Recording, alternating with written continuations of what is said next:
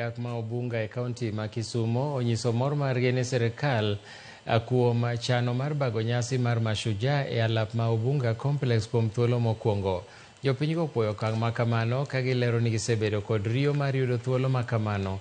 Gimedo ni okang' mar sirikal mar bago nyasi no Obunga biro miyo rowere bedo kod thuolo mar yudo ng'eyo matut ewi chenro mag sirikal to kod yawo negi thuolo mag tije.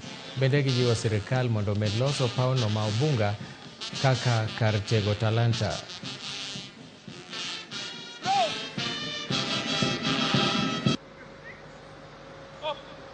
En wuoro maduong' ahinya kuom jowa be. Nyaka nwachak dakie kan go from 1986 up to now, pok waneno gima osetimore machal goma. Koro wamor ahinya kuom sirikal kokelnwa koparo ni onego gikelnwa Mashujaa Day kawuono kochakre kiny. Wan wachako rito gimna kawuono ka guber mantie.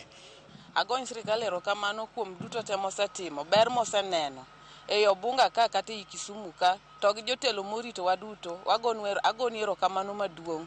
Kochakre gi jatelo matin kadonje maduong' kuom kelonwa nyasi machalo kama Mashujaa Day e Obunga gima pok nwanenoga. Wagoni erokamano maduong'. To moloyo jatelo, sirikal duto wakwayi kuom ng'uono iyarnwa factory ma breweries mondo kawe nyithindwa matindo tindo manyocha tiego sikul.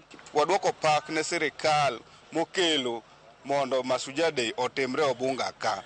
Kwayowa en mana ni wan seche ma gik ma kamagi timre, wan gi kembni ma onego bed ni sirikal otemo yawonwa mondo mi wane kaka yudhewa miwacho ni gikelonwa shida korka insecurity, arita kwegi.